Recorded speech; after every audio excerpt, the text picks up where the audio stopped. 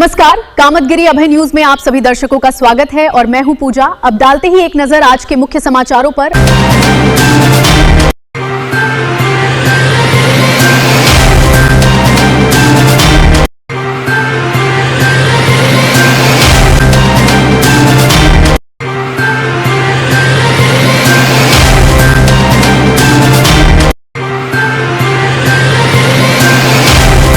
मिलते हैं छोटे से ब्रेक के बाद और आप देखते रहिए अभय टीवी।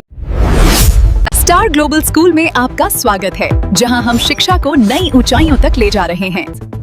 चित्रकूट के करवी में खुल गया है बच्चों के उज्जवल भविष्य का नया पता। मान्यता प्राप्त स्टार ग्लोबल स्कूल, जहां कुशल शिक्षक और शिक्षिकाओं द्वारा प्ले ग्रुप से कक्षा 5 तक दी जा रही है बेहतरीन अंग्रेजी माध्यम शिक्षा। यहाँ रटना नहीं बल्कि आधुनिक तरीकों से खेल खेल में बच्चों को दी जाती है व्यावहारिक शिक्षा। सुरक्षा की पूरी गारंटी, बच्चों के आने जाने के लिए सुरक्षित वाहन और केयर टेकर दाई की बेहतरीन सुविधा। शारीरिक विकास के लिए स्कूल में मौजूद है बच्चों के खेलने के लिए खुला मैदान और शानदार झूले। तो आज ही आएं और अपने बच्चे का प्रवेश कराएं। याद रखें, प्रवेश निशुल्क है और सीटें सीमित हैं। जल्दी करें। हमारा पता star global school, Canara bank के सामने की गली, इलाहाबाद रोड, करवी, चित्रकूट। समाचार बुलेटिन में आपका पुनः स्वागत है। अब समाचार विस्तार से।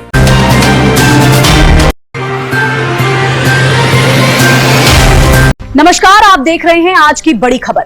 चित्रकूट के करवी से एक ऐसा सनसनीखेज मामला सामने आया है जिसने पारिवारिक रिश्तों और इंसानियत पर गंभीर सवाल खड़े कर दिए हैं। करवी कोतवाली क्षेत्र के तहसील के सामने रहने वाले निखिल तिवारी की संदिग्ध परिस्थितियों में मौत हो गई है। लेकिन कहानी सिर्फ मौत की नहीं है, बल्कि इसके पीछे छिपी है संपत्ति की वो भूख जिसने एक हंसते खेलते परिवार को उजाड़ दिया। शादी की शुरुआत से ही वो मेरे प्रॉपर्टी के लिए मेरे भाई के साथ मारपीट करते थे।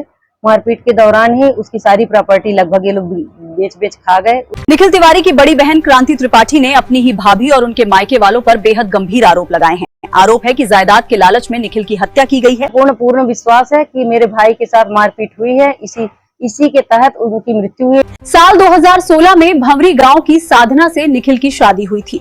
किस तरह का मामला है? सर, मेरे भाई निखिल तिवारी की शादी 2016 में भौरी में, करवी के आगे पड़ता है, वहाँ पर 2016 में मेरे भाई की शादी हुई थी साधना नाम की लड़की के साथ। पिता और एक बहन की मौत के बाद घर के 2 हिस्से हो गए।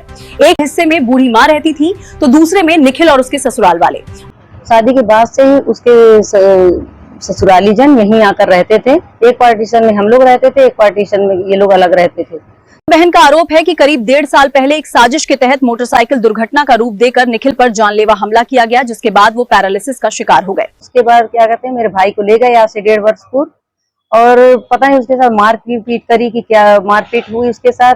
वो ले आके उसको एक्सीडेंट का रूप दे के उसको घर में लेटा के चुपचाप चले गए। बाद में उसका इलाज इलाहाबाद हॉस्पिटल में चलता रहा।